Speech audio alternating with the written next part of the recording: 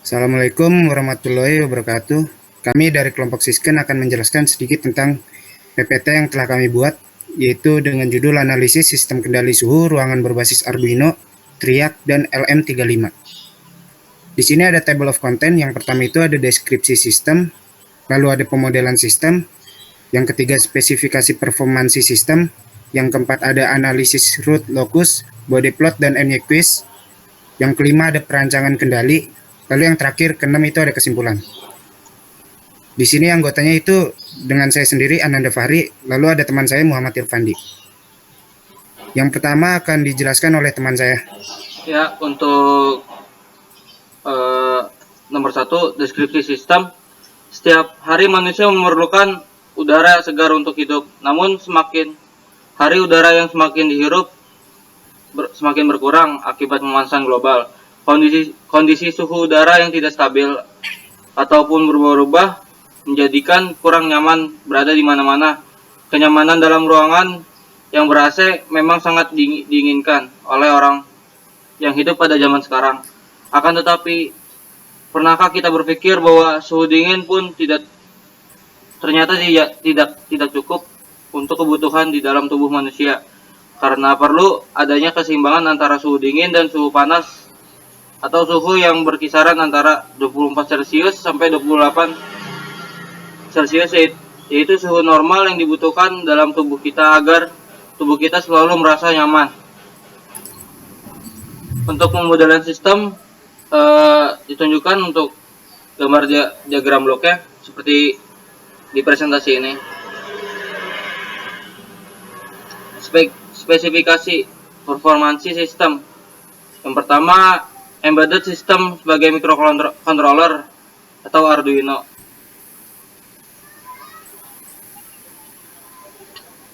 LM35, karakteristik sensor suhu IC LM35 adalah memiliki ketepatan atau akurasi kalibrasi yaitu 0,5 Celcius pada suhu 25 derajat Celcius. Yang kedua, memiliki jangkauan maksimal operasi di antara suhu minus 55 Celcius sampai plus 150 Celcius bekerja. Yang ketiga, bekerja pada tegangan 4 sampai 30 volt.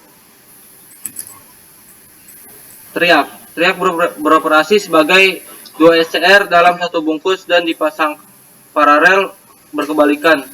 Rangkaian ekivalen triac diperlihatkan sebagai 2 SCR yang dihubungkan paralel terbalik seperti diperlihatkan pada gambar. Dengan demikian, triac mampu menghantarkan dengan salah satu polaritas tegangan terminal. Triac dapat juga di-trigger dengan salah satu polaritas sinyal gerbang. Perangkat lunak. Yang pertama, Arduino Assembler merupakan perangkat untuk merealisasikan algoritma dengan mengimplementasikan ke dalam sebuah script yang akan ditanam di Arduino. Yang kedua, MATLAB, perangkat yang digunakan dalam desain kendali PID. Untuk selanjutnya dijelaskan oleh teman saya.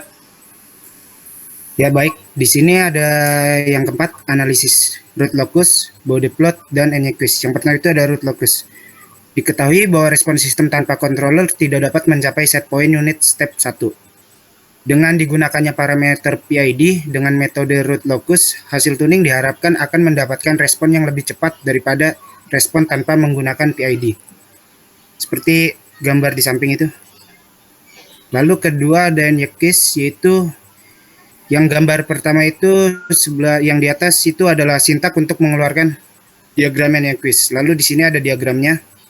Yang pertama ada diagram NY-quiz, lalu yang kedua itu diagram NY-quiz di zoom in.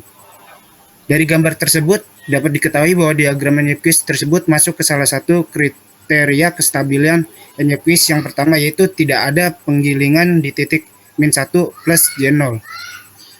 Untuk kriteria kestabilan yang pertama, suatu sistem dikatakan stabil apabila tidak ada pole yang terletak di sebelah kanan sumbu imajiner.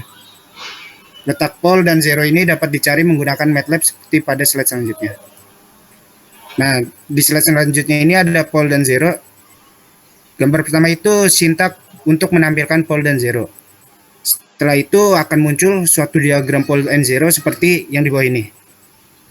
Dari gambar di samping dapat dilihat bahwa tidak ada pole yang terletak di sebelah kanan bidang imajiner karena pole satu terletak di titik min 0,989 plus J0. Sedangkan pole yang lain terletak di titik 0 plus J0.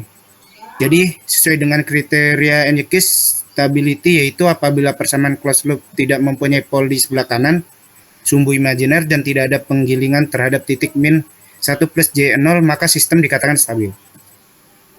Lalu yang kelima ada perancangan kendali. Yang pertama itu perancangan program. Itu dibuat dan dijelaskan melalui diagram alir atau flow chart. Seperti pada gambar di bawah ini.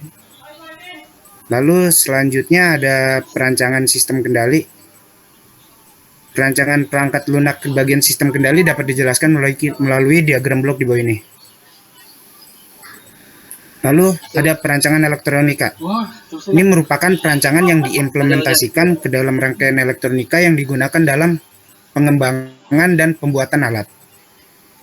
Berikut rangkaian elektronika yang direalisasikan seperti di gambar ini.